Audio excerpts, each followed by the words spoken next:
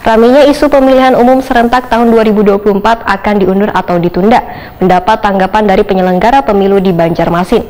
Namun KPU Banjarmasin kada terpengaruh dengan adanya isu pengunduran pemilu serentak ini, lantaran pihaknya sampai wayah ini belum mendapatkan kabar yang pasti dari penyelenggara pemilu di pemerintah pusat.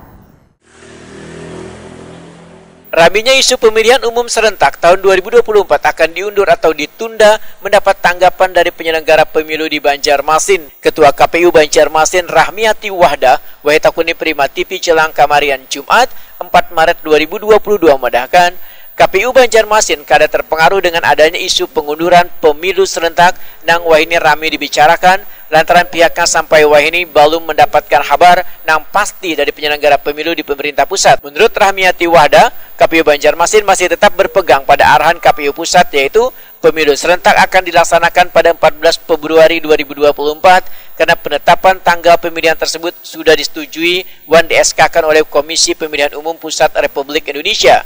Rahmiati Wahda menegaskan, apapun keputusan KPU pusat, pihaknya sebagai penyelenggara pemilu di daerah siap untuk melaksanakannya. Cuma sekarang banyak yang mengatakan ada isu diundur disebabkan apa?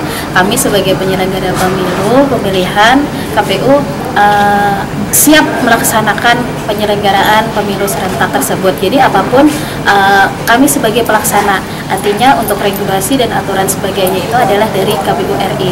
Jadi kita tunggu saja apakah nantinya penetapan ini diundur, tapi yang pasti kita ketahui bahwa sudah ditetapkan di SK-kan bahwa tanggal pemungutan itu adalah tanggal 14 Februari 2022. Rahmiati Wahda menyatakan, wayah ini pihaknya mengevaluasi dan mempelajari kembali pelaksanaan pemilu 2019 dan 2020 lalu.